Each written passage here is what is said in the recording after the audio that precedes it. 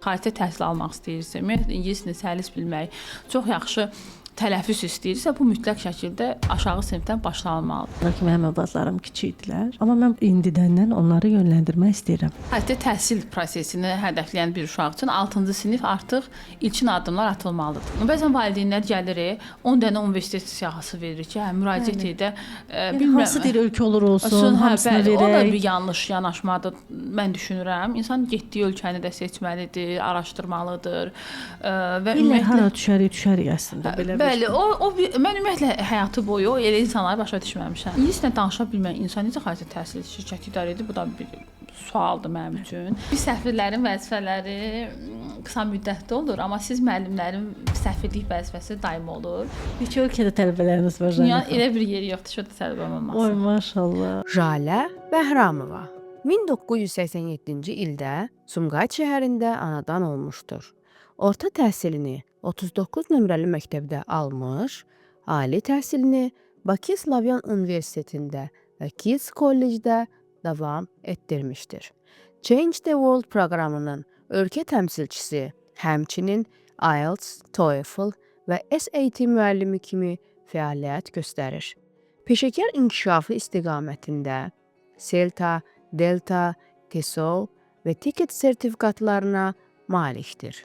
Hobbiləri arasında işləmək və özünü daim inkişaf etdirmək yer alır. Ailəlidir, 2 övladı var.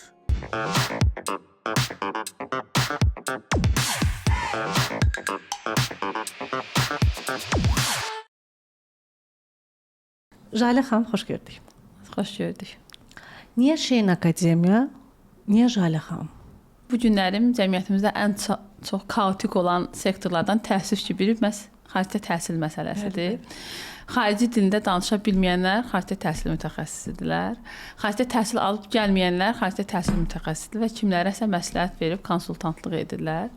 Bu prosesi psixoloji olaraq yaşaya bilməyən insan, xarici təhsil ala bilməyən insan kiməsə necə konsultant ola bilər? Mən həmişə bu sualı verirəm. Mən özüm xarici təhsil almışam və bu prosesin nə olduğunu çox gözəl bilirəm. Və ona görə də düşünürəm ki, bu mənim əsas dəyərimdir ki, yola çıxdığım insanı düzgün yönləndirim və onun potensialına uyğun olaraq ona bir yol xəritəsi çəkim. Ümumiyyətlə, xarici təhsil işi dəyərdir. Bunu biz həmişə deyirik. Bəli. Çünki təhsil bir insanın həyat yolunu, hekayəsini yazırsınız. Əgər həyatı bizə Allah verir və bizim valideynlərimiz bizə həyata bəxş edirsə, mən düşünürəm ki, valideynlər qədər müəllimlər də bir insanın yolunda mayak rolu olur. Çox. Və mən düşünürəm ki, bu sahədə olan insan mayak olmalıdır. Siz onu o qədər düzgün yönləndirməlisiniz. Bugün səhər bir valideynimizdən bir zəng aldım. Deyir ki, hər gün gecə-gündüz sizə dua edir ki, nə yaxşısına rastlaşdıq və siz bizim nəvəmizi yönləndirdiniz və bu günlərim hər sözümüzdə siz, duamızda siz varsınız. Bax, bu mənim üçün dəyərdir, bu mənim üçün sevgidir. Bu mənim üçün maddi gəlir yox, bax, bu mənəvi dəyərdir və onda mən bir insan olaraq, bir müəllim olaraq, bir varlıq olaraq həyatda var olduğumu hiss edirəm. Və ümumiyyətlə mən həmişə işə başlayanda da, bu həyat yoluma başlayanda da deyirdim ki, insanlar həmişə məni yaxşı bir müəllimə kimi xatırlasınlar və şükür ki, bugün 19 ildir ki, mən bu sektordayam. Maşallah. İlk yola başladığım tələbələrlə də bugün əlaqəm var və yenilərlə də. Və həmişə eşitdiyim söz, nə yaxşı ki, sizi tanımışam. Bu mənim dəyərlərimdir ki, insanlar məni bu təhsil yolunda tanıyıb peşman olmasınlar və həmişə mənə təşəkkür etsinlər ki, mən onlara bu yolu çəkmişəm. Doğru yolda əslində. Bir çoxlarımız, mən də valideyn olaraq həmişə övladlarım üçün narahatam. Baxmayaraq ki, mənim övladlarım kiçik idilər. Amma mən bugün indidəndən onları yönləndirmək istəyirəm. Amma valideyn, misal, mən xaricdə oxumamışam, ali təhsilim tam deyil, amma mən övladlarımı yaxşı yerlərdə görmək istəyirəm. Bunun üçün harda necə başlayacağımı əslində valideynlər bilmir. Nəinki kiçik yaşlarda, deyim ki, çatırlar ən kritik yaşlar 8-ci, 6-cı sinifdən. 6-cı sinif artıq siqnaldır, mən sizə deyərdim ki, xarici təhsil prosesini hədəfləyən bir uşaq üçün 6-cı sinif artıq ilkin addımlar atılmalıdır. Amma 6-ya qədər də gələcək bir yol var əslində bu tələbənin, bu şagirdin. Yəni, gəlin biz başlayaq ki, uşaq ikinci sinifdən də bizimkilər 2-dədilər də. İkinci sinifdən baxmayaraq ki, şəhərin yaxşı məktəblərində oxuyurlar, amma orada belə xarici dil təhsili o qədər də bizi qane eləmir. Uşaq ikinci sinifə getsə də, yəni o deyil. Yəni görürük ki, o deyil, bəli. Yəni biz nə edək ki, amma bizim uşaqlar indidən deyir ki, mən xaricə gedəcəm, mən orada oxuyacağam, burada oxuyacağam. Ən azından 6-cı sinifə çatana qədər, bu siqnala çatana qədər biz bunları necə yönləndirək ki, daha sonra bizim işimiz asan olsun. Ümumiyyətlə əvvəlki illərə nisbətdə indi imkanlar daha çoxdur. Həm kursların olması, həm hətta bu günlərin fərdi fəaliyyət göstərən müəllimlər də var ki, ingilis, əgər biz dildən söhbət ediriksə, onlar da yaxşı məsləhətçi olur. Mən heç vaxt insanlarla söhbətdən demirəm bizi seçin, bizdən gəlin. Amma araşdırma və məsləhət olsa, mən düşünürəm ki, 4-cü sinifə qədər bəlkə də uşaq öz məktəb mühitində bir bazanı yığa bilər. Yəni erkən yaşdan yüklənməyə o qədər də tərəfdar deyirəm. Əgər özəl məktəbdə oxumursan, yəni bizim dövlət məktəbində, artıq 3-cü sinifdən də başlaya bilərsiniz. Yavaş-yavaş artıq məktəb bazasında uşağa ingilis dilini öyrədən. Bəzən insanlar deyirlər ki, qrammatika vacib deyil, danışıq önəmlidir. Nə bilim bizim müəllimlərimizin səhv yanaşması budur. Hətta bir müqayisə aparırlar ki, Amerikan ingilis dilinin qrammatikasını bilmir, Amerikan dilində danışır. Bu çox bir səhv yanaşmadır. Çünki Amerikanın o doğma dilidir. Biz də Azərbaycan dilində məncə düşünürəm ki, çox insanı sual versək, heç Azərbaycanda budaq cümlədə nədir, şərt budaq cümləsi nədir, mübtədə budaq cümləsi. Yəni bu ümumiyyətlə cümlə quruluşunu bilmirik. Yəni qrammatikamızı heç birimiz dəqiqliklə bilmirik. Yəni bu hamımızın problemidir. Yəni bütün native speakerların, yəni biz özümüzü bir Amerikanın ingilis dili öyrənmə metoduna müqayisə edə bilmərik. Bu danılmaz bir şeydir. Və ona görə də uşağa ilkin öncə qrammatikanı öyrətməlisiniz və bu da aşağı siniflərdən başlamalıdır. Artıq bunun təməli düzgün qoyulubsa qrammatika, o insan düzgün ingilis dili öyrənəcək. Və ən əsas da tələffüz məsələsi. Bu günlərin əksər tələbələr müəyyən bir səviyyəyə çatır, amma düzgün sözü tələffüz etmirlər. Və ona görə də aşağı sinifdə mən düşünürəm ki, tələbəyə qrammatikanı qoymalısınız. Artıq 6-cı sinifdən başlayaraq siz o uşaqlara biz ingiliscə skilllər var da, 4 dənə skill var. Reading, listening, speaking, writing. Və bu günlərin çox gözəl imkanlar var ki, əvvəllər Cambridge imtahanı Azərbaycanda bu qədər geniş yayılmamışdı və məşhur deyildi. Amma son dövrlər hətta bizim dövlət imtahan mərkəzində də Cambridge imtahanları həyata keçir və bu imtahan 6 yaşından etibarən 16 yaş qrupuna əhatə edən bir imtahandır və dünyanın 134-dən çox ölkəsində tanınır. Və siz uşaqlarınızı əgər ilkin mərhələdə, mən düşünürəm ki, 8-ci sinifə qədər hər bir ingilis dili öyrənən uşaq 6 yaşdan başlayaraq bu imtahana hazırlaşmalıdır. Və bu hazırlaşma prosesində tələbə 4 bacarığın 4-ünü də öyrənir.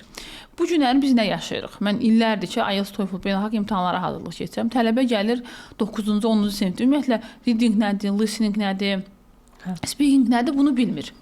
Amma biz bunu Cambridge formatına hazırlaşdırıb gələn tələbələrdə o qədər rahat əldə edirik və bir aya bir tələbəyə 8 də yığdırmaq olur. Və bəzən bəzi kurslar və bəzi müəllimlər özünü qabağa çəkir ki, ay mən elədim. Mən həmişə hətta bu bizim bir yaxınları bir tələbəmiz 8 aldı və mən orada valideynə təşəkkür eləmişdim. Valideyn qayıtdı ki, tipik qız bürcü, heç özünü böyütmürsən, şişirtmirsən uşağı və öz valideyni. Mən də düşünürəm ki, 8 alınan tələbənin nəticəsində tam səmimi deyirəm. İnanın ki, müəllimin rolu 30-dur. O uşağın rolu və valideynin rolu 70-dir. Niyə? Çünki uşaq zamanında düzgün yönləndirilib, ingilis dilini hədəfli və məqsədli öyrənib və sadəcə IELTS mərhələsində mən o tələbə strateji öyrətdim ki, bax bunu etsin. IELTS dil öyrətmir. Yəni buna bir açıqlama verək əslində. Hə, bunu açıqlayın görək. Bax burada problem nədir də? Biz bəzi insanlar düşünür ki, IELTS sertifikatı almaq ingilis dilini öyrənməkdir. Yaxud da TOEFL sertifikatına. Xeyr, bu deyil. Yaxud da SAT. Bunlar sadəcə bir beynəlxalq imtahan sistemidir. Biz orada strateji öyrənirik və bu strategiyanı tətbiq etməklə biz bal alırıq. Amma bu strategiya nə vaxt effektiv olur? Güclü təməl bazı olansa. Bu insan aşağı sinifdən etibarən artıq 4 bacarıq üzrə özünü test edibsə, yəni biz uşaqlara başlayırıq, mover, flyer, pet, cat və s. səviyyələr, Cambridge-in də özünə görə səviyyələri var. Yəni hər işin öz mətbəxi var. Bizim də işimizin mətbəxi odur. Yəni bu mərhələ üzrə hazırlanmış tələbə artıq yuxarı sinifdə yüksək nəticə göstərməsi mümkünsüzdür. Yəni mütləq şəkildə yüksək nəticə göstərəcək. Biz əvvəllər yüksək nəticəni daha çox özəl məktəblərdə və ingilis dilli məktəblərdə oxuyan uşaqlarda görürdük.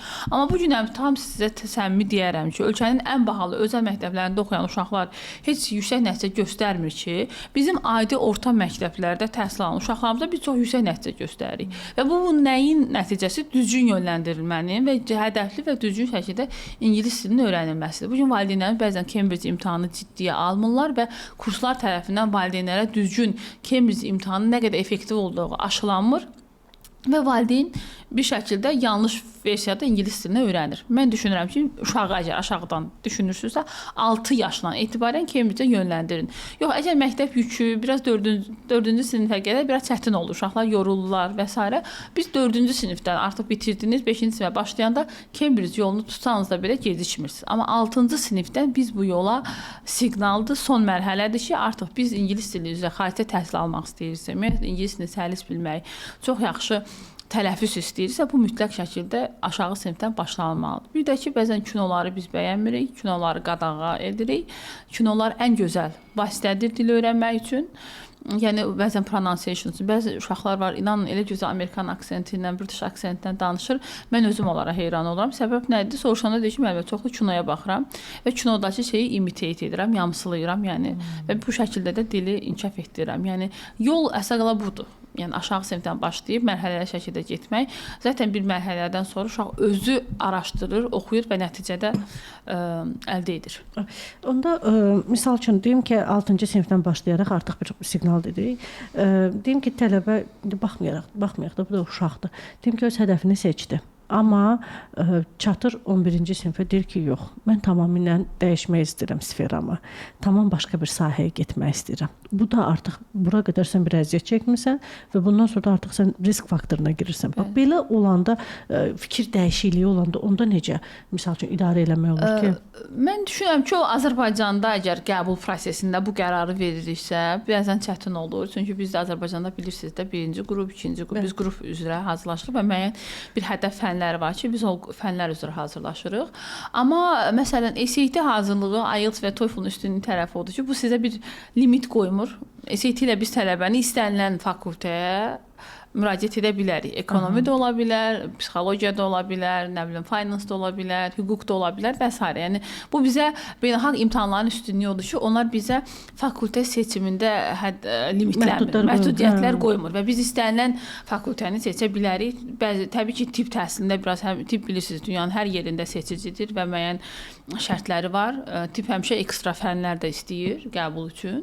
Amma ümumiyyətlə belə baxsaq, yəni əgər siz SAT ilə hazırlaşırsınızsa, yəni ən son anda, kritik anda dünənə kimi maliyyətçi olmaq istəyirsiniz, bu gün həm arxitektor olmaq istəyirsinizsə, elə böyük bir ciddi problem yaratmır. Düzdür, yenə də bəzi ixtisas arxitektura özü də, memarlıq da biraz portfolio falan da tələb edilir, uşağın qabiliyyəti falan, amma bəzi fənlərə keçid eləmək elə böyük bir dramatik, belə deyək, kaos yaratmır. Amma Azərbaycandakı hazırlaşma sistemi, tutaq ki, mən 11 il tibb hazırlaşım və 11 ildən sonra düşünürəm ki, mən tibb istəmirəm, hüquq istəyirəm. Bu zaman uşaqda çətinlik ola bilər, fənlərin çətinliyi, biri var coğrafiya oxumaq, bir var biologiya, kimya, fizika və tamamilə yükü fərqli fənlərdir. Yəni bu şəkildə problem yaşayırıq biz Azərbaycanın qrup fənlərində. Amma yəni xaricdə təhsildə bu şükür ki, elə bir problem olmur. Amma onda da düzgün yönləndirmək lazımdır. Bu da əgər belə bir problem valideyn yaşayırsa, demək ki, düzgün yönləndirilməyib zamanından. Yəni biz 10-cu sinifdə uşağa hər dəfə sual verirsən ki, hədəfin nədir? Biz hədəfə doğru getməliyik. Bəzən valideynlər gəlir, 10 dənə universitet siyahısı verir ki, müraciət edə bilmirəm. Hansı bir ölkə olur olsun, hamısını verək. O da bir yanlış yanaşmadır, mən düşünürəm. İnsan getdiyi ölkəni də seçməlidir, araşdırmalıdır. Və ümumiyyətlə hara düşərik əslində belə. Bəli, mən ümumiyyətlə həyatı boyu elə insanları başa düşməmişəm. Mən özüm həmişə dilçi olmaq istəmişəm və mən 1-ci il, 2-ci il universitetə girdim və yüksək balanda baya kəsilmişdim. Mən hamı dedi ki, 2-ci tura veriləm, tarixə düşərsən, nəyə düşərsən. Mən amma deyirdim ki, mən özümü dilçi olaraq görmək istəyirəm bu həyatda. Yəni mən ümumiyyətlə insanlar var, 7 il mezunusunda oxuyur, tibb universitetinə girmək çox çətindir. Tibbi atır və gedir tamamilə başqa bir sektorda olur. Bəlkə də səhv deyirəm, bəlkə də buna görə insanlar məni qınaya bilər və bu günə belə bir tendensiya var ki, diplom şərt deyil. Bacarıqlar önəmlidir. Okay, mən buna razıyam, amma baxır hansı sektorda. Amma bir də var ki, insan özünü karyera hədəfləmədiyi, görə bilmədiyi sahəyə niyə mən həyatımın 4-ünü həsr edim, amma bundan mən effekt götürməyim. Bu mənim həmişə beynimdə bir sual olub da ki, niyə mən bu mənim yəni həyatımın bir hekayəsidir və bu mənim 4 ilimdir. Zaman bizim üçün çox dəyərlidir. Mən fayda almayacağım şeyi niyə zaman keçirim? Mən elə düşünürəm. Bəlkə də yenə mənim yanaşmam bu günə bu çıxışa görə, bu yanaşmaya görə var Şahnə xanım. Əslində misal üçün sözünüzü kəsib, əslində sizin beyninizdə bu konkret olaraq bölünmüşdü. Bəli. Doğru. Misal üçün elə insanlar var ki, onlarda o bölünməyibdi. Mən uşaq vaxtı aparıcı olmaq istəsəm də müəyyən dövrlərdə mən onu itirmişdim. Amma müəyyən dövrdən sonra mən yenə də öz istədiyim hədəfə gəlmişdim. Amma itirdiyim bir zaman var idi. Amma o zaman çərçivəsində öyrəndiklərim var idi ki, məni bura onlar gətirmişdi. Misal, məndə də uşaq vaxtı soruşdular ki, sən böyüyəndə nə olacaqsan? Mən qalırdım, mən bilmirdim ki, mən nə olmaq istəyirəm. Biraz, necə deyim, uşaqlarla danışıqdan keçir, uşaqların özəlliyini ortaya çıxarmaqdan keçir. Məsələn, sizin kimi sinif yoldaşlarım vardı, onlar dəqiq bilirdilər nə istəyirlər, hara gedirlər, nə olacaqlar. Amma bəziləri var ki, mən başa düşmürdüm. Mən o vaxtı daha yaxşı təhsil almaq nə üçün lazımdığını başa düşmürdüm. Bilirsiniz, ona görə indi özüm başa düşməmişəm, indi övladlarımla elə deyiləm. Amma indi onlara deyirəm, sən nə olmaq istəyirsən, sən nə etmək istəyirsən, sən marağın daha çox nəyədir? Mən onlara baxıram. Yolu onlara vermişəm ki, görün bunlar ümumiyyətlə nə bacarırlar, nə etmək istəyir. Mən deyirəm, sən bunu daha yaxşı bilirsən, amma qarışmıram. Ona görə bu biraz individual məsələdir. Bəli, amma yenə deyim, adamına görə dəyişir. Amma valideyn də qorxur. Mən məsəl üçün indi övladlarım üçün qorxuram ki, səhv hədəf seçərəm. Bəli, ən böyük problemlərdən bu gün biri səhv yanlış yönləndirilmədir. Bu günləri mənim ən çox danışdığım ortamlarda qeyd etdiyim məsələlərdən biridir. Bu günləri biz çox sosial mediada da görürük. Aşırı dərəcədə attestatla təhsil təbliğ olunur. Məsələn, bu mənim təhsildə ən yaralı və etiraz etdiyim məsələlərdən biridir. Niyə etiraz edirəm? Məsələn, mən düşünürəm ki, attestatla təhsil almaq nədir? O demək, ümumiyyətlə belə haşiyyəti, mənim yoldaşım özü də ixtisaslaşma, kodlaşma işi ilə məşğuldur da. Bizdə bir işçi, ümumiyyətlə bir əməkdaşımız işə gələndə mənim yoldaşım ilk sualı ki, hansı qrupa verib və nə qədər bal yığıb? Mən onu deyəndə deyir ki, sənə elə gəlir. Deyir ki, çox vacibdir. Universitet balı çox vacibdir.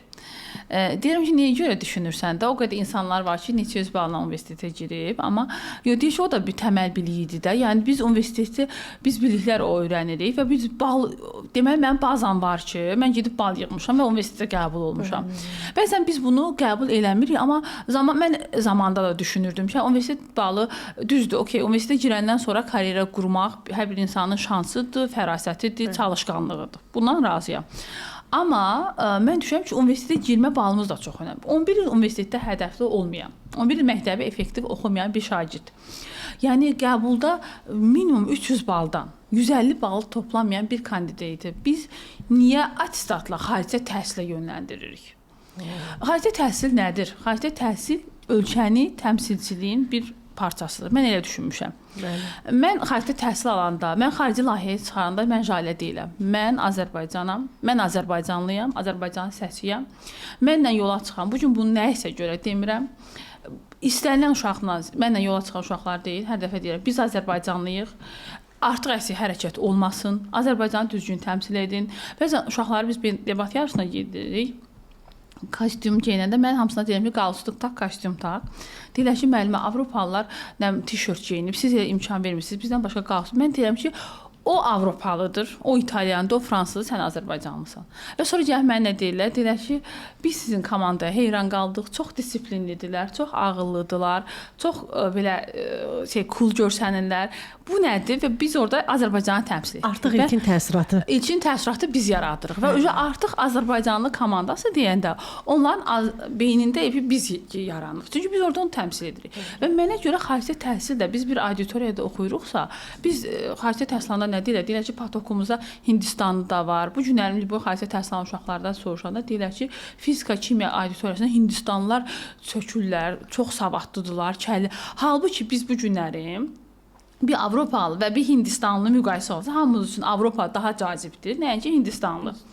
Amma bu günləri biz xaricdə təhsil alanda, bu real gəlin statistik keçirək, xaricdə təhsil alan tələbələrin qrup yoldaşlarına sorsa, hamısı Hindistanla heyranlıqla. Niyə? Çünki adamlar çox zəkidirlər. Çox ağıllı. Fizika, kimyada, informatika görsə bütün proqramların həqqini o dəqiqə çıxarırlar və göstərirlər YouTube-dakı bunu belə izlə və s. Yəni bu nədir? Onlar da bir sunumdur. Bu dəqiqə İngiltərənin alimlərinin 60% Hindistanlıdır. Yəni İngiltərə kimi dünyaya hegemon olan bir ölkənin aliminin 60% Hindistanlıdır. Bu nədir? Yenə də bir ölkə təmsilçisi. Və xaricdə təhsil də nədir? Xaricdə təhsil elmi təmsil edirik. Biz ölkəmizi təmsil edirik. Biz bir auditoriyada oxuya bilmiriksə, biz auditoriyadan drop out ediriksə, biz necə ölkəmizi təmsil edə bilərik? Bizim ölkəmizin dövlət siyasəti var. Xaricdə təhsil alan tələbələrimizi dövlət niyə maliyyələşdirir? Ölkəmizin lobiçilik siyasətidir. Azərbaycanda təhsil alan, Azərbaycanı təmsil edən gənclərimizin sayı artsın. Siz attestatla alan tələbəni niyə xaricə göndərib, drop out edib ölkəyə geri qaytarırsınız? Həm uşaqda özgüvən problemi yaradırsınız, yetərsizlik problemi yaradırsınız, valideynə maddi zərər vurursunuz və cəmiyyətə də faydalı bir gənc yetişdirmirsiniz. Mən olsam, mənim qarşıma çıxanda deyirəm ki, məncə getsin, peşə öyrənsin. Deyirəm, məsələn, adamlar pul verir, nəticə alır. Mən o nəticəni verərəm, gedək biri İngiltərədə dil kursu keçər, ya hansı bir ixtisası keçər, öyrənər və gəlib, inanın ki, bu günlərim marketinq canı sağ olsun, Instagramın canı sağ olsun, saç ustasınızsa, gedib bir ay İtaliyada, nə bilim, hansısa bir xarici ölkədə kurs gəlib getsəniz, valla o 4 il universitetdə elədiyiniz xərcdən də artıq pul qazanırsınız. Çünki artıq siz şəxsi brendinizdə investisiya etmiş olursunuz. İnsanlar sizi xaricdə təhsil alıb gəlmiş, saç ustaçısı kimi qəbul edir. Və fashion dizaynersınız, yaxud da hərəsə bir cake industrisindəsiniz və çox rahat bu günlərim əvvəllər bu limitdə idi. Yəni mən şəxsən elə düşünürəm ki, mən 4 il attestatla təhsilə zaten pul verirlər, konsultanta pul verirlər, hələ onun yaşamına, xərcinə nə qədər pul verir, oxuya bilmir, yetərsiz gəlir universitetə, olur ali təhsilli, nə bilim, Əslində, Şalə xanım, siz çox bu dəqiqəsiz, bu dəqiqəsiz bir çox valideynin çox qəşəng bir həlli yol verdiniz. Bu dəqiqə. Siz deyirsiniz, var övladlar ki, hansı ki onlar xaricdə yaşamaq istəyirlər. Yəni istəyidir. Uşaqlar indi baxırlar istəkləridir. Valideyn də əlbəttə ki, istəyənə qədər çalışır ki, valideynik də uşaqlarımızın arzularını həyata keçirdək. Amma hər kəs oxumağa məcbur deyil axı. Bəli. Mümkünsüzdür. Ümumiyyətlə hamı təhsil alsa, bəs başqa sektorlar kimlər idarə edər? Yəni bu yoxdur da zaten. Yəni belə bir şey yoxdur. Əzizim, bunu bacarmırsa, bu oxumaq üçün deyilsə, bu deyim yaradıcıdırsa, bu rəssamdırsa, siz demiş ki, bir şirniyyat ustasıdırsa və yaxud da dülgər və bunun sahələrinə qoy, o yenə də getsin xaricdə yaşasın da. Yəni elə aşbazlar var ki, bu gün professorundan da, müəllimindən də, ali təhsilçisindən də çox yüksək qazanır. Və çünki peşədir, yəni buna ehtiyac var. Və biz insanları, gəncləri bu istiqamət, yəni zaten bu investisiyanı sən edirsən. 4 il universitet təhsili, yəni o düzəltdikləri universitetlərin təhsil haqqı da az deyil. Yəni o təhsil haqqını üzərə qoysanız, onun yaşam xərclərini, bunun təyyarə biletini üstə qoysanız, yetəri qədər investisiya edirsiniz. Valla loru dildə 100 minə qədər xərc çıxır. Doğru. Siz o investisiyanı ona 2 aylıq bir dil hansısa bir peşə kursuna qoysanız, zaten onu gedib öyrənəcək, gələcək. Bir də indi imkanlar daha çoxdur. Avropada imkanlar çoxdur. Məsələn, əgər əvvəllər hər hansısa bir qaynaqçının, hər hansısa bir belə deyək də peşə sahibinin Avropada iş tapması çətin idisə, bu günlərin belə bir çətinlik yoxdur. Siz minimum pre-intermediate dil bazası ilə siz gedib bunu əldə edə bilərsiniz. Yəni bu günlərin zaten gənclərimizin çoxu dil bilir. Bizdən əvvəlki bizim valideynlərimizdə problem idi dil bariyeri. İndiki gənclər yəni pre-intermediate səviyyəsində dil bilir və siz də zaten bu investisiyanı edin, buna bir dil öyrədin və bir də buna bacarıq öyrədin. Valla siz ona daha gözəl karyera verirsiniz, daha özgüvənli insan kimi yetişdirirsiniz. Gələcəyini daha doğru yönləndirirsiniz. Bir konsultant olaraq, bir valideyn olaraq, bir müəllim olaraq, nəinki onu yəni nədir mən bir müqavilə imzalayıb oradan 5-3 manat pul qazanacağam və hədəfimi vuracağam, o deyil. Yəni təhsil o deyil, mənə görə o deyil. Təhsil dəyərdir. Həmişə demişəm. Mən hər dəfə çıxışlarımda da, networking görüşlərimdə də deyəndə deyirəm ki, mən ən çətin bizneslərdən biri mənə görə təhsildir. Niyə? Siz bir mağaza açıb, hər dəfə nəyisə update edib pul qazana bilirsiniz. Bizim biznesdə daima nəticə önəmlidir. Mən sizin övladınıza nəticə yığdırmasam, siz niyə mənim yanıma övladınızı qoyasınız? Çünki siz nəticə istəyirsiniz. Bəli. Və bizim də bu nəticə də təhsildəki nəticədə bir günə verilmir. Biz zaman buna invest edirik. Sonda bu nəticə əldə olunur və siz özgüvənlə deyirsiniz və bunu mən etdim. Bu mənim əsərimdir. Yəni o qədər tələbələr olub həyatımda ki, bu günlərim Avropada top şirkətlərdə işləyirlər. Nə bilim, çox onların speaker olaraq çıxışlarını görürəm. Yəni o qədər xoş gəlir ki, hər dəfə də onlara komment yazıram ki, səndən qürur duyuram. Mənə deyirlər ki, rol modelim siz oldunuz, mentorum siz oldunuz. Siz olmasaydı belə olmazdı. Bu çox vacib bir məsələdir. Yəni düzgün mentor olmaq, təhsildə düzgün mentor olmaq çox vacibdir. Bir də bizdə ən böyük problem nədir? Hamını pisləyir, hamı özünü öz sektorunda ağıllı hesab edir. Bu da düzgün yanaşmadır. Yəni hərənin öz dəstək xətti var, hərənin öz yolu var. Amma onu düzgün şəkildə yönləndirmə. Mən düşünürəm ki, təhsil sektorunda olan insanlar seçilməlidirlər. Başqa sektoru bilmirəm. Bu dövlətin də nəzarətində olmalıdır. Bəli. Hər kəsin valideyninin də diqqətində olmalıdır. Mənim uşağıma kim təhsil verir və mənim uşağıma hətta bu gün hamı kamp aparır. Instagrama girmək mümkün deyil. Hamı London kamp aparır. Hamı MUN layihələri olub. Bilirsiniz də, MUN layihələri bu günlərim Azərbaycanın ən yaralı və valideynlərinin düşdüyü ən böyük tələlərdən biridir. Amma bu layihə nədir? Biraz açıqlama verib valideynlərə. Bu da bizim əsas məhsullarımızdan və məşğul olduğumuz sahələrdən biridir.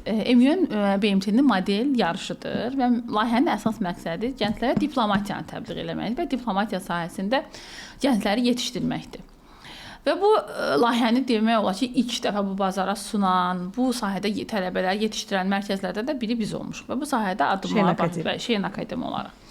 Və mən özümün yəni çox yaxşı connectionlarım olub. Bu layihədə iştirakçı olmuşam. Mən yəni özüm xarici təhsil aldığım üçün sırf xarici təhsildə oxuduğum, xarici təhsil aldığım zaman olan connectionlarım nəticəsində belə bir networkingə düşdüm və sonra mənə dedilər ki, Jalə belə bir layihə var, görürük sən belə maraqlısan və Azərbaycan gəncləri də bu layihəyə qoşulub. Beləliklə biz bu layihəyə qoşulduq. Amma bizim üçün bu zaman aldı. Biz bu prosesi anladıq ki, bu şirkət nədir, amac nədir və s. Amma bu günlərim, inanın, yerindən duran, hamı bizim o təşkilata da yazırlar. Onlar da həm də mənim yaxın dostlarımdır. Hərdən deyir, Jalə, it's amazing. Yəni, sənə nə qədər adam rəqabət aparır? Və mən də o layihənin ölkə təmsilçisiyəm. Bizim təşkilatın önəmli odur ki, onlar yəni çox ölkədə səfərləmlə bir koordinator verirlər. Yanaşma da məntiqlidir. Deyir ki, bu bizim satış siyasətimizə də ziddir.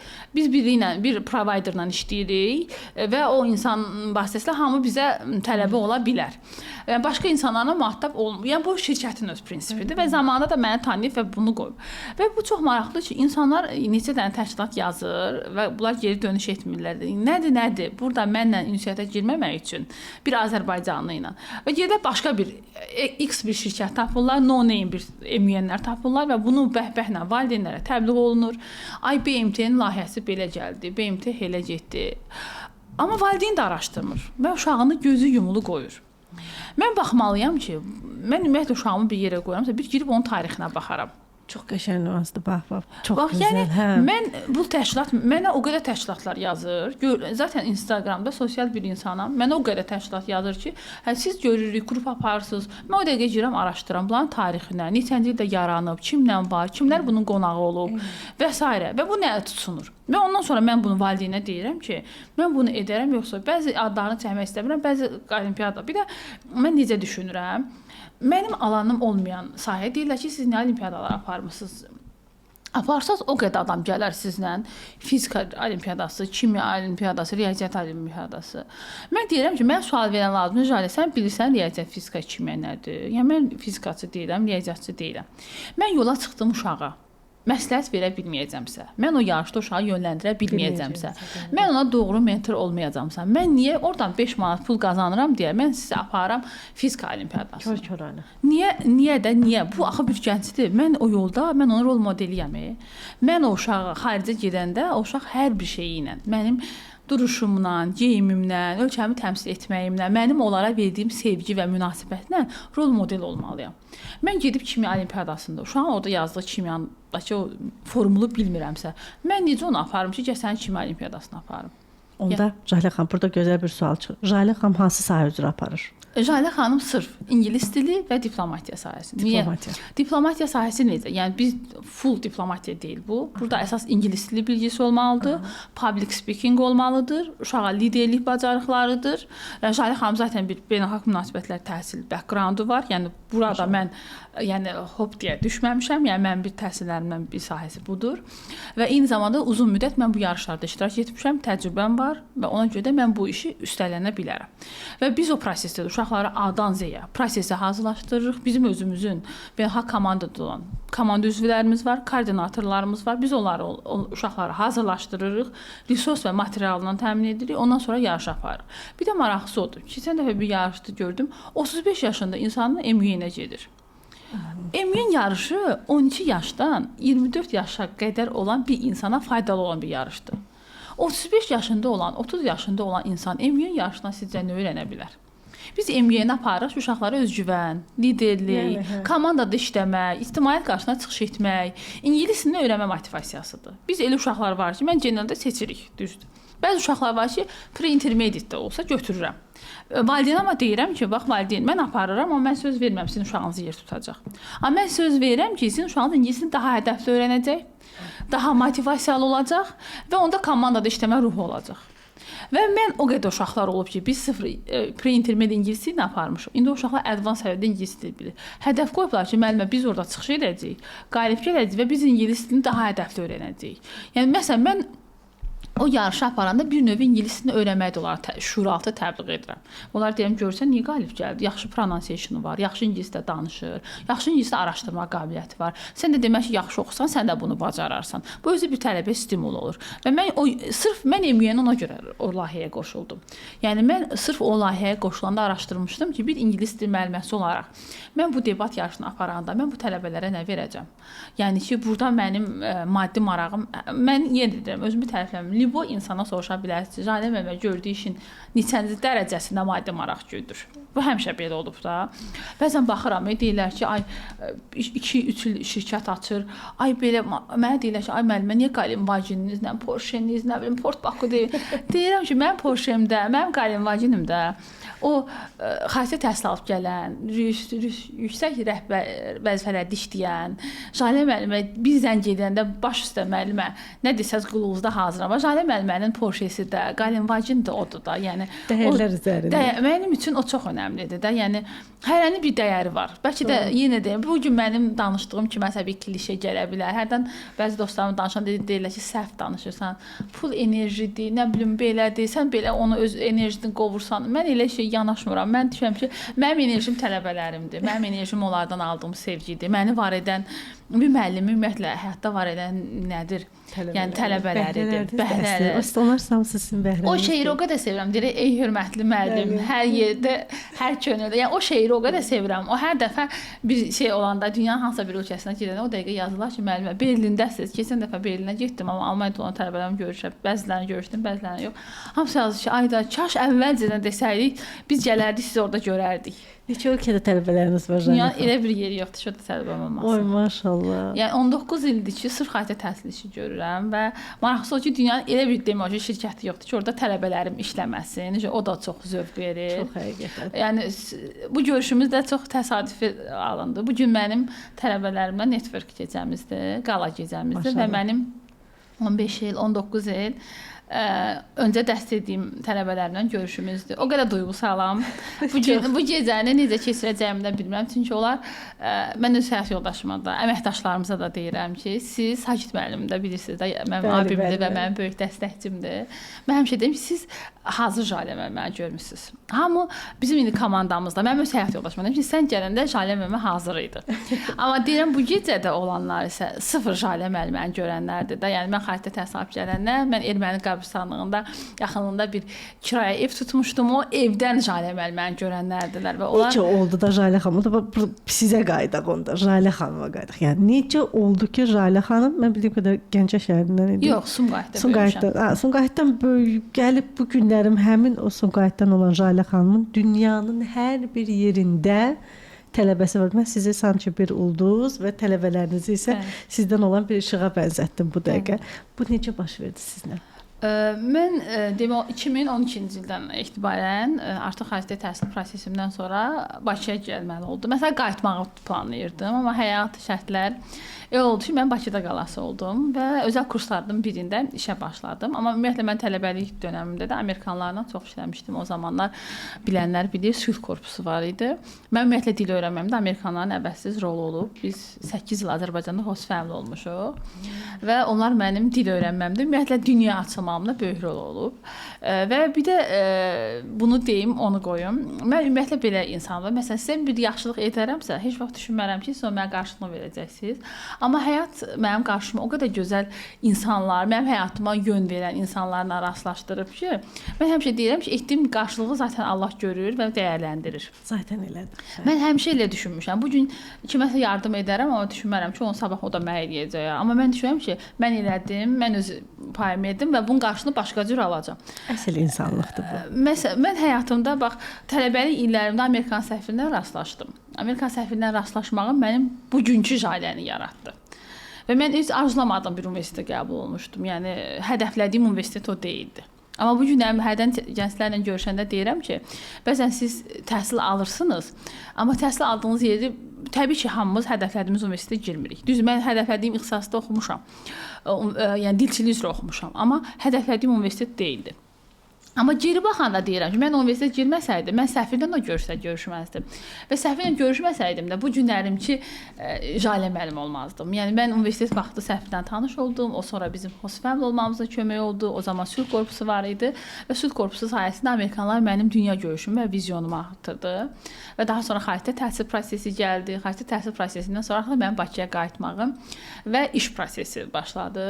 Və ümumiyyətlə mən həmişə də müəllimlik fəaliyyəti göstərmişəm. Maddi olaraq özümü təmin etmək üçün universitet illərimdə 18 yaşımdan dərs deyirəm. Yəni məhəlləmizin uşaqları belə deyək. Sumqayıtda böyüdüm. Yəni ki, onlar məni izləyirlər və onlarla başlamışam. İndiyə qədər yadımda ilk tələbəmi Şirvana hazırlamışdım. Dərsdən çıxırdım, gəlirdim, onu qəbula hazırlaşdırırdım. Hərbi akademiyaya hazırlaşırdım. Jalə xanım, əslində çox gənc görsənirsiniz də. Yəni bu qədər iş tarzınızın olduğunu mən inanmazdım. Çünki yaşınız və özünüzün görünüşü həddindən artıq çox gənc. Sevin. Amma 18 yaşımdan demək olar ki, işləyirəm və hərdən bəzən tələbələrlə görüşəndə deyirəm ki, pul bəzən motivasiyadır, pul bəzən driving force-dur, belə deyək də, bizi məcbur edir ki, daha yaxşısını işləyək. İnsan pul qazandıqsa özünün məqsədli pul qazananlardan söhbət gedir. Bu da bizi motivasiya edir ki, daha da üzərimizdə işləyək. Və belə mən Bakıya köçdüm. Bakıya köçəndən sonra bir kursların birində fəaliyyət göstərdim. Daha sonra kursdan ayrılası oldum. Və həyatımda bir xanımla tanış oldum. O xanım da böyük rolu oldu ki, mənim sırf bu fərdi müəllimlik fəaliyyətimə dəstək oldu. Və daha sonra isə başladım evdə fəaliyyət göstərməyə. Ta 8 ilə qədər. Və bu elə bir proses olmuşdu ki, mənim Bakıya köçməyim anamın onkoloji problemi ilə üst-üstə düşmüşdü. Və o zaman mən görəcəm maddi olaraq çatdıra bilmirdim işlədiyim kursdakı aldığım maaşla və ailəmin yükü ilə. Və biz başladıq, həmin xanım mənə təklif elədi ki, sən Nərimanovda ev tut, sən general hazırlaşdır, mən IELTS hazırlaşdırım. Və biz belə bir yola çıxdıq. Və mən imeni Nərimanovu axtardıq. Və Nərimanovda biz neçə evə getdik, heç kəs bizə evini vermirdi. Ki, müəllimədir, səslidir, küydü. O vaxtda mən də cavan qız idim təbii ki və insanlar o qədər də yəni bilmirəm, güvənmirdilər ki, bəlkə də evinə açıq və mənim anamda onkoloji xəstəlik olan kimioterapilər prosesi idi. Həyatımın demək olar ki, ən çətin dönəmi idi. Həm maddi və həm mənəvi dəstəyə ehtiyacım var idi. Elə oldu ki, bir ev tapdıq. Və mən anama yalvardım ki, "No, sən məndən gedək, qadından danış. Bilirəm sənin vəziyyətin o deyil, amma bəlkə səni görə ürəyi yumşalar deyək ki, mən bu evi sənə verəm." Biz gəldik xanımın evini götürəndə, anam da birisi onkoloji xəstə, saçı zadı tökülmüş, bənzindən zaten bilinirdi ki, səhhətində problem olandı. Mamam sadəcə dedi ki, mən böyütdüyüm övlada da, təhsilinə də, özünə də cavab deyəcəm, amma siz də neçə evə getmişik, ən sonunda fikirlərini dəyişirlər. Xanım o qədər gözə aurası var idi, özü də müəllimə idi, kimya müəlliməsi idi. Qayıtdı deyir ki, yox qızım, mən özüm də müəlliməyəm və bu ev o qədər uğurlu evdir. Düşünürəm ki, bu ev mənə nə qədər uğur gətiribsə, sizə də uğur gətirəcək. Mən əminəm ki, siz bu evə köçəndən sonra sizin həyatınız dəyişəcək. Və biz razılaşdıq. Və mən o evdə başladım müəlliməlik fəaliyyətinə. Bu günlərimki tələbələrimdən soruşsa, hamısı dedi, Saatlı binanın yanındakı Jalə müəllimə. Bakıda çox adam Nərimanovdakı Saatlı binanın yanındakı müəllimə kimi məni tanıyır. Və mən o ev həqiqətən də mənim həyatımın ruzusu, ev ki, o qədər önəmli bir ev oldu mənim həyatımda və mən ondan sonra həyata iki əlli sarıldım. Həm maddi, həm mənəvi və karyeramda inanılmaz bir mərhələni keçdim. Və 8 il o evdə yaşadım. Bu günlərim ən çox uşaqlarımızın, bilirsiniz, Nərimanov filialı hal-hazırda həmin binada və həmin binadadır. Və 8 ildən sonra o bina düşdü, plana düşdü və mən orada o vaxt tələbələrlə qalırdım kvartiran. Mingəçevirli qızlar idi. Dedim ki, Fidan özü indi Polşada yaşayır. Dedim ki, Fidan, mən manifest edirəm. Bir gün olacaq, ya bu binada plana düşürdü. Biz məcbur evi çıxartmalıydıq.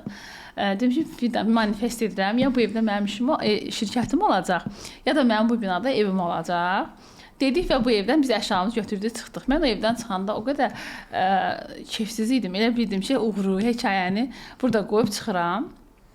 Və elə də biz evdən çıxandan sonra həmin ərəfədə də mənim Portuqal dostlarım vardı. Azərbaycana gəlmişdilər. Bu evi görmüşdü.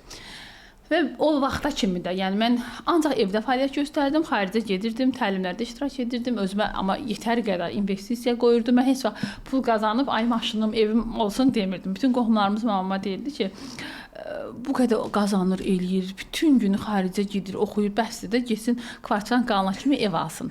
Mən həmişə deyirdim ki, ev də mənəm, pul da mənəm, maşın da mənəm, özümə invest edim. Mən öz sahəmdə mütəxəssis olmalıyam və o ərəfədə də mən özüm TOEFL, TESOL, CELTA, Delta bütün yəni beynəlxalq dərəcələri mən özümə aldım və nə yaxşıdır ki, o dönəmdə almışam. Çünki həqiqətən də o belə deyək də subay vaxtlarım idi, ailə yüküm yox idi. Ailə qurandan sonra baxmayaraq mənim yoldaşım yetəri qədər dəstəkləyən bir insandı, amma fiziki olaraq mənəvi olaraq mən o çatdıra bilmirəm. Və Portuqal mənim evimi gördü, qaldığım evi və bu mənim tələbə kontingentimi gördü ki, mən yetəri qədər Bakıda tanınan, sevilən bir müəlliməyəm. Mən qayıtdı, Jalə, o da biznes adamı idi. Dedi ki, nədən bu cür tanınan müəlliməsən, amma bu cür uçuq bir evdə dərk keçirsən, it's not bu şəxsi brendinq üçün düzgün, bu bir biznesin və sahibkar kimi baxdı. Mən artıq onda hələ bu vizyonda deyildim. Yəni o zaman elə necə deyim, qazandığı pulla tələbə sevgisinə xoşbəxt olan bir Jalə müəllimə idim. Mən də o zaman Amerikaya artıq köçməyi düşünürdüm. Hələ də ailə də qurmadığım bir dönem idi. Mən dedim ki, mən heç vaxt düşünməmişəm də, yəni Azərbaycanda işim olsun. Düşünürəm ki, bir müddətdən sonra xaricə köçərəm. Olsa da lokal bir brend istəmirəm, xarici bir marka istəyirəm. Və o da mənə dedi ki, istəyirsənsə, bəs mən inanın ki, mən onun həyat yoldaşıyla biz Portuqaliyada eyni kursda olmuşuq, Celta Delta, amma mən bilməmişəm ki, onların biznesləri var, xaricdə təhsil üzrə. Şeyinin Portuqaliya və İspaniya filialının rəhbəridirlər. Dedi ki, istəsən biz dünyada bir qlobal məktəb var, Shein English School. Sən də o qlobal məktəbi ala bilərsən, Azərbaycanda aç. İstəməsən də biznes kimi də hazır sata bilərsən. Ya da ki, qlobal, mən deyim ki, mən çox vətənpərvərəm. Elə bir şey olsun, qlobal olsun. Mən o qloballı uşaqları da Azərbaycandan apara bilim, çıxara bilim. Belə buna çox pafosla danışırdım. Amma o dönəmlərdə mən bütün beynəlxalq layihələrdə, konfranslarda Azərbaycan spikeri olaraq çıxış edirdim dilçiliyi üzrə.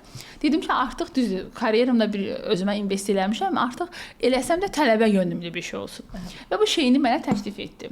Sonra hələ də bu prosesi düşünürəm, araşdırırıq. Elə oldu ki, şeyinlə danışdıq. Razılıq olmadı, çünki mən native speaker deyiləm. Birisi dünyada 5 native speakerlar var və bizə təsdiq gəlmədi. Və mən dedim ki, don't worry də, yəni alınması da mane olsun. Yəni elə böyük bir iddiam yox idi. Və zaman keçdi, ta 1-2 ilə qədər bu söhbət bağlandı. Amma biz onlarla çox yaxın münasibətim var. Onlar mənim belə Portuqal ailəmdir. 2 ildən sonra elə oldu ki, mən Amerikaya getdim, qayıtdım bəzi məsələlərə görə və mənim ailə həyatım artıq ortama düşdü və bu ortamda həm də mənim yaşım 30 yaşım tamam oldu və bir gün mənə e-mail gəldi və mən e-mail açdım ki, Mani və həyat yoldaşım mənə hədiyyə ediblər həm yaşıma, həm ad günümə, həm də toy hədiyyəsi olaraq ki, mən Şeyinin Azərbaycan franchise-ının rəhbəriyəm. Maşallah. Və həyatımın ikinci dönüş nöqtəsi məhz oldu ki, mən gözləmədiyim bir iş adamı tərəfindən Şeyin hədiyyə olundu və mənim planlarım dəyişdi. Amma mən düşünürdüm ki, artıq Azərbaycanda missiyamı etmişəm və mən ailə qurandan sonra ölkədən köçməyi düşünürdüm və Şeyin olandan sonra tamamilə planlarım dəyişdi və mən təzədən kurs modeli və Şeyin biznesini açmağa və davam etməyə qərara gəldim. Yəni Şeyinin hekayəsi budur. Heç harda deməli, çox az nadir insana bildiyi hekayələrdən biridir. Və elə oldu ki, belə də bu yola başladım. Və amma manifestiniz? Manifestimi elə gəlirəm ki, manifestimi də eləmişdim ki, nə olur olsun biz Nərimanovdayıq. Sonra biz fərqli yerlərdə Şeyin açıldı və o binada hələ də tikintidə idi. Amma hər oradan keçəndə həyat yoldaşıma dedim ki, bu məhəllə mənim üçün o qədər doğmadır ki, o qədər özəldir ki, mənim üçün ümumiyyətlə Bakı Nərimanovdan ibarətdir. Mənim üçün Bakı bu məhəllədən ibarətdir. Hər dəfə deyirdim, bir yoldaşım gəldi ki, Şahidə, sən məhəlləndə bir binada yer tapmışam. Biz bu gün ağlımıza qoyduq ki, bəlkə artıq arenda bizə yük olur falan, götürək, yəni öz şəxsi işdədir. Yoldaşım gəldi ki, bəs Şahidə, sən o dediyim məhəllədə bir yer tapmışam, 2-ci mərtəbədir, 200 km, nəsə də bütün detallar dedi. İnanın, mən elə başa düşdüm ki, yəni şurada yenidən həmin hekayə və həmin məhəllə. Dedim, nə olur olsun, necə olur olsun, biz gəldik bu yerə baxdıq. Və indi təbii ki, hər bir biznesdə kredit tərəfi var və s. bunu maddi qarşılamağa mən yoldaşıma dedim ki, nə olur olsun, necə olur olsunsa biz o yeri götürməli və Şeyin ümumi mərtəbədə olmalıdır. Və şükür ki, Allahın böyüklüyünə o şərait də yarandı. Biz ondan götürdük. İndi bizim 2-ci mərtəbədə fəaliyyət. Çox insan deyir ki, məşhur kursuz, niyə küçə qırağında deyilsiniz, niyə Port Bakuda deyilsiniz, niyə binanın içindəsiniz?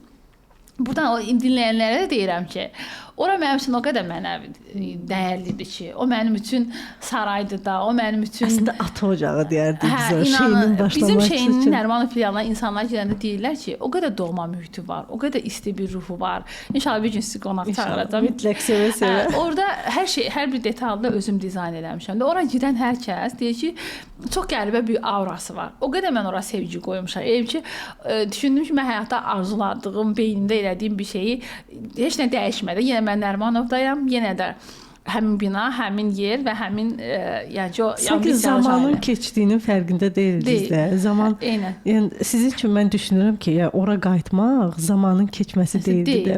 Bu mən düşünürəm ki, bu heç nəylə əvəz olunmaz. Mənim də həyatımda belə bir hadisə baş verib. Bu çox möhtəşəm bir şeydir. Sən həminki anına qayıdırsan və sən həminki Jalə. Eynən.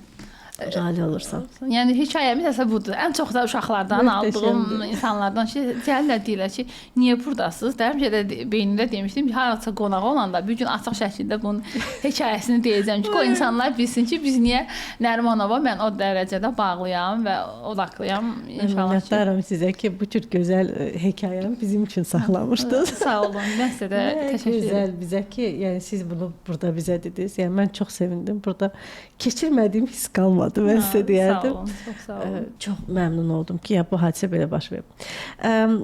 Bir də mən əsas nəyə toxunmaq istəyirəm, bizim artıq vaxtımız az qalıb. Siz o tələbələri götürdüyünüzdə, burada istəyirəm hər şeyi çatdıraq ki, izləyicilərimiz görsün. Siz tələbələri götürdüyünüzdə bu proses necə olur ki, siz bunları müxtəlif ölkələrə aparırsınız və bu prosesi necə deyim də tamamlayırsınız.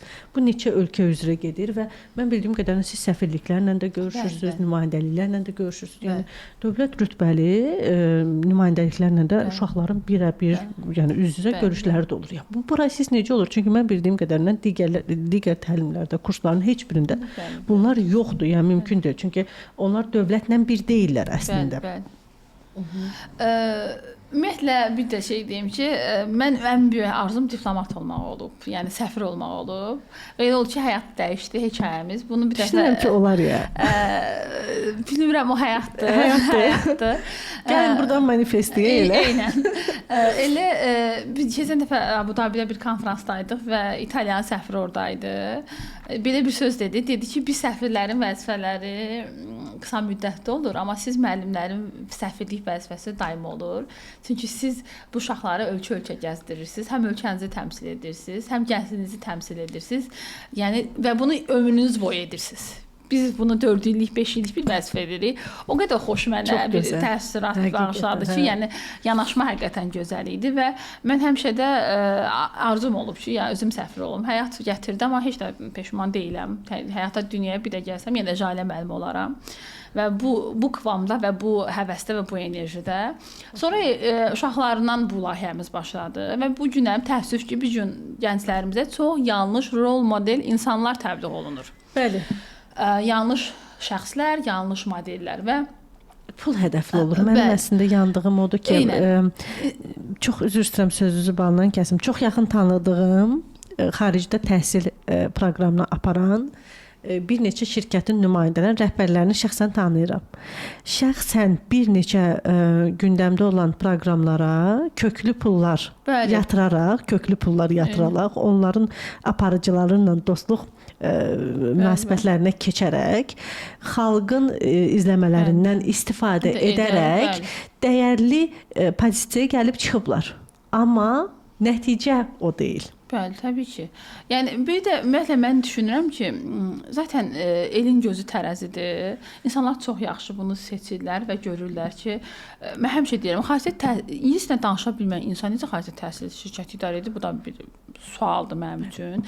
Yəni bu kommunikasiyada və bu layihəmiz də belə oldu ki, mən istədim ki, uşaqları düzgün şeyi təbliğ edim. Mən burada həmişə uşaqlara deyirəm, biz diplomatıq. Bilmirik diplomat olacaq yoxsa yox.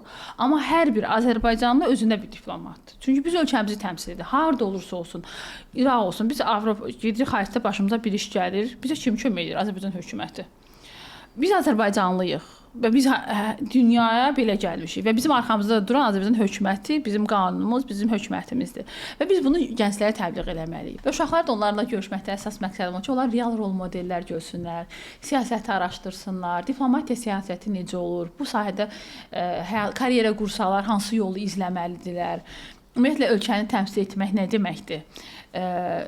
Formal ortamda olmaq deməkdir. Ümumiyyətlə mən formallığı sevən insanam.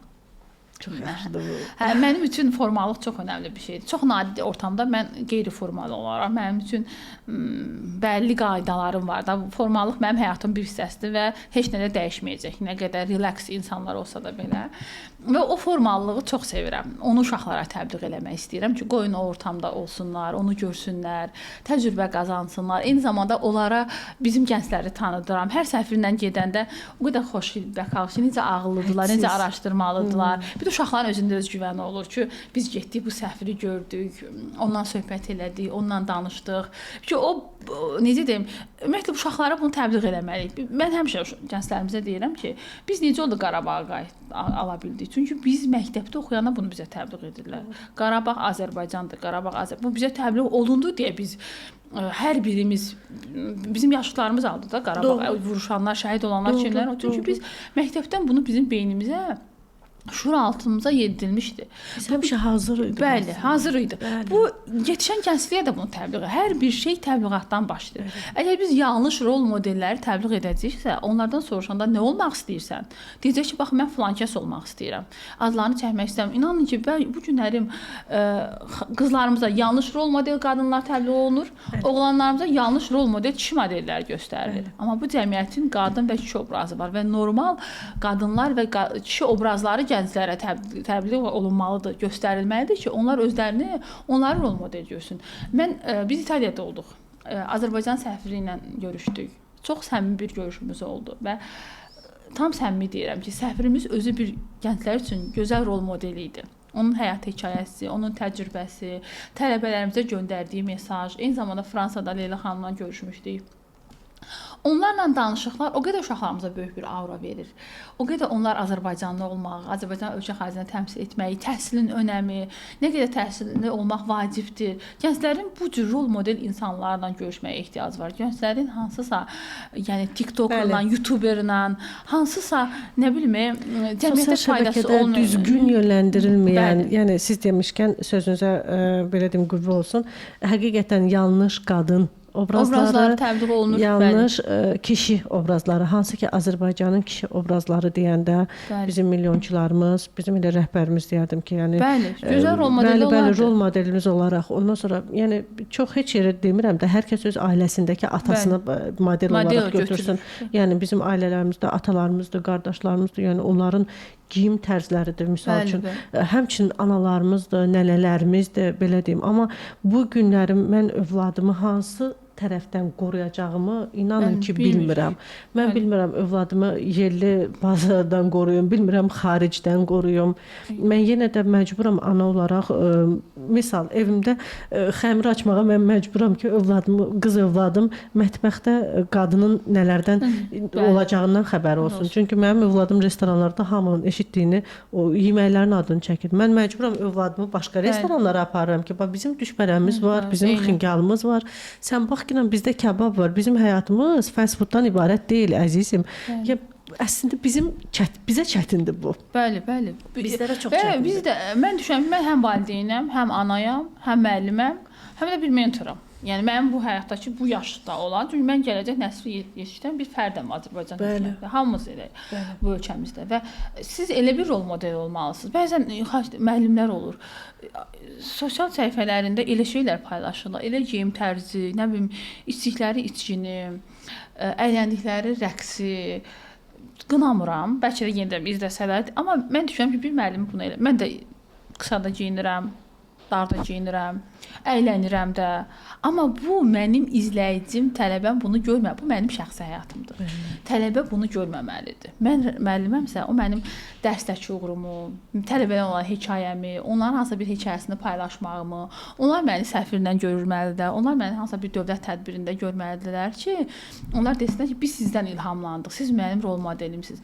Və yanlış rol model insanlar da, gənclər də, bu günlərin bəzi tələbələr var, gənclərimiz var ki, saxta şəxsiyyətlərə güvənirlər. Sanki bu uğur o qədər ucuzlaşıb ki, hərdən mənə deyəndə ki, uğurunuzdan danışanda deyirəm ki, çox klişe olub.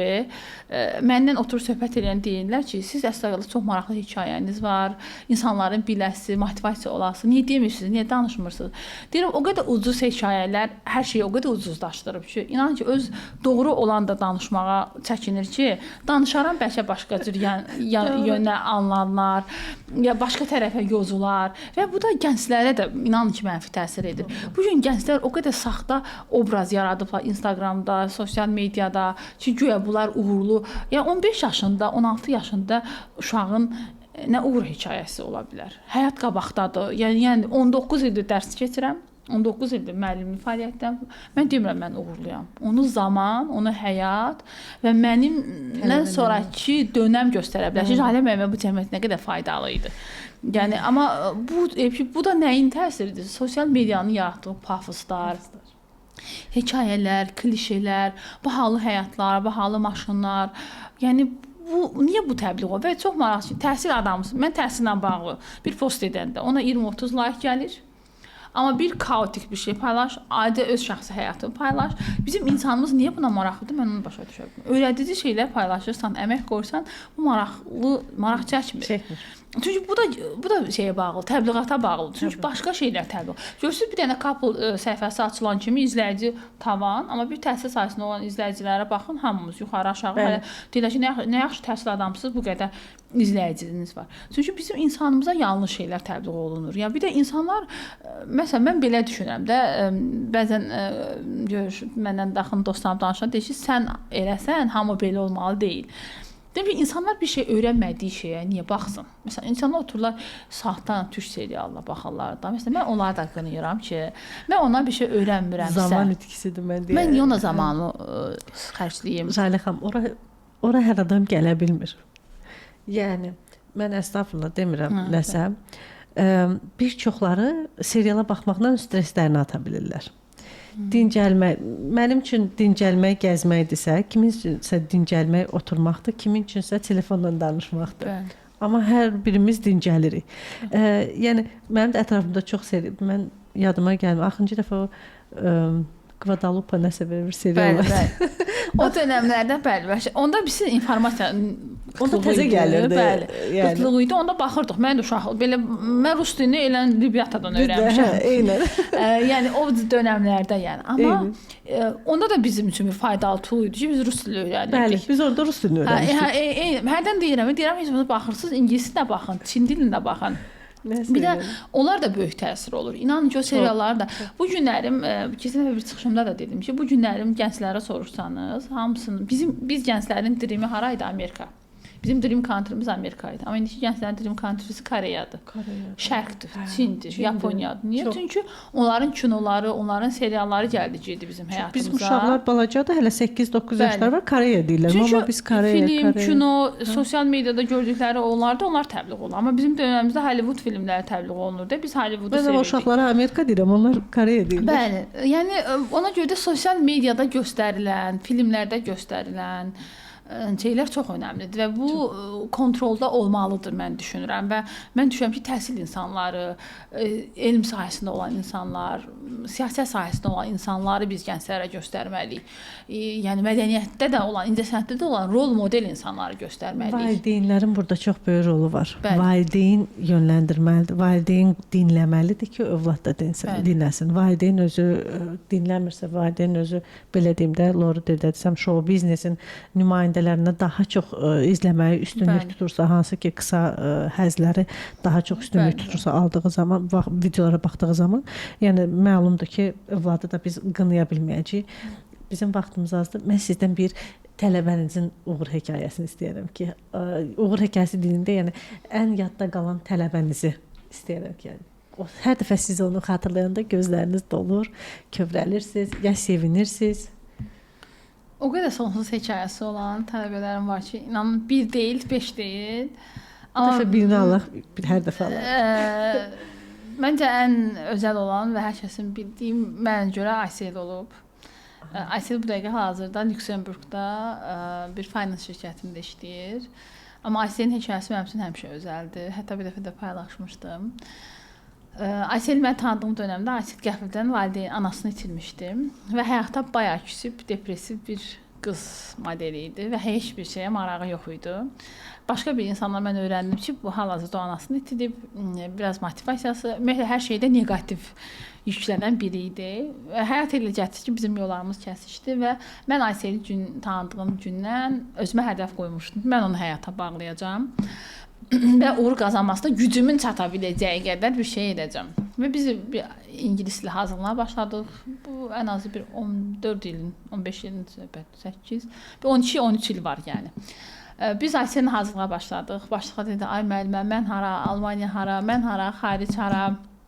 Və hər dəfə motivasiya verirdim. Hətta ondan qrupda olan uşaqlar da bir gün dərsdə bir video da açıb ona motivasiya verici bir anasını itirmiş qızın hekayəsini də ona göstərmişdim və demişdim ki, bir gün gələcək, bir gün insanlar sənin hekayəni dinləyəcəklər. Yəni həyat elə gətir ki, elə də oldu və Aysel Almaniyaya qəbul aldı, Almaniyaya köçdü. İllərdir artıq Almaniyada yaşayır. Hətta artıq ailə də qurub və Lüksemburqda top şirkətlərin birində də işləyir. Və hər dəfə görəndə deyir ki, siz olmasaydınız bu olmazdı və o qədər necə bir ananın öz övladına verdiyi. Düşünürəm ki, biz bir dəfə onun atası ilə rastlaşmışıq. Demişdi ki, Allah onun anasını ondan aldı, amma siz ona qismət elədi. Siz olmasaydınız bəlkə də bura qədər dözümlü olmazdı. Keçən dəfə də çox gözləyirəm ki, bir gün o gələcək və ona söz vermişəm ki, səni speaker olaraq qoyacağam və sən öz hekayəni insanlara onun dilindən eşitmək daha özəl olur. Çünki mən böyütsəm, sanki insanlar düşünər ki, Jale müəllimə burada özünü böyüdür, amma hər bir mənada. Yəni onun sosiallaşması, elə günlər oldu, keyf olmurdu, apardım, restoranda oturub söhbət edirdik. Hər dəfə də hesabı ödəyəndə deyir ki, utanıram, siz hesabı siz ödəyirsiniz və ona demişdim ki, gün gələcək, mən oturacam, sən mənim hesabımı ödəyəsən. Axırıncı dəfə Bakıya gələndə dedi ki, yox, bir dəfə qoymaram. Dedim, hə, indi heç nə demirəm. İndi sən mənim hesabımı ödəyə bilərsən. İndi də bu yaxınlarda tələbələrlə oturanda mən həmişə hesablarını ödəyirəm. Uşaqlarımla yemək yeyəndə heç çox qoymaram ki, hesabımı.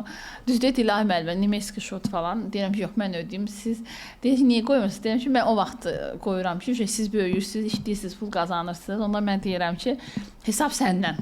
Yəni mənim bütün tələbələrlə qaydam budur. Yəni mənə görə Aysel müəllim hekayəsən özəl olan tələbələrimdir, amma bu bir deyil, sonsuzdur. Xoş mənə ki, mən bunu bacarmışam. Məni həyatda var edən budur. Məni başqalarından fərqləndirən. Bu günlərim hərdən deyirlər ki, siz nə edirsiniz ki, bu qədər insan sizdən London kampına gedir, bu qədər insan sizdən Amerikaya gedir, nəyə gedir. Deyirəm, mən heç nə eləmirəm, mən sadəcə onlara sevgi verirəm.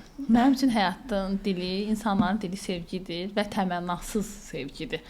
Mən yola çıxdım, heç bir tələbəyə düşünmərəm ki, o mənim müştərimdir, mən oradan 5 qazanaram, 3 qazanaram, heç vaxt düşünmürəm. Düşünürəm ki, mənim övladımı kimsə aparsaydı necə baxardı? O bir əmanətdir. İnsanların həyatdan böyük dəyərli varlığı övladıdır. O insan gözü yumulur, məni bilmədən, tanımadan bir həftə, 15 gün uşağını məndən verirsə, necə deyim, mən o saçında quruduram, darayıram da, xəstələnirlər, başlarında da dururam. O gündən lazım onda həkimlik də eləyirəm. Əşyaları itir dallarınca gedib tapıram da.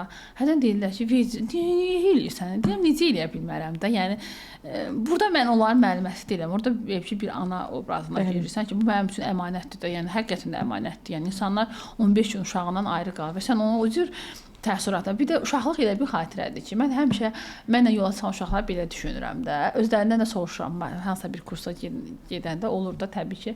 Deyirəm ki, necə idi? Deyir ki, ay da heç vecinə də almırdı. Bizi atırdı, gedirdi. Hətta eşidirəm, deyirlər ki, 6-da bizi kampa qoydu, getdi. Mən onu edə bilmirəm. Hətta bu günlərim anti-reklam eləmək üçün bəzən eşidirəm. Deyirlər ki, uşaq aparıb bütün günü gəzdirirsənsə, bu kamp deyil. Kampda qalıb həyatı yaşamalıdır. Belə etməlidir. Amma mən bir insan Londona gedib, düzdürmü? Saat 6-da da bizim proqramımız bitir.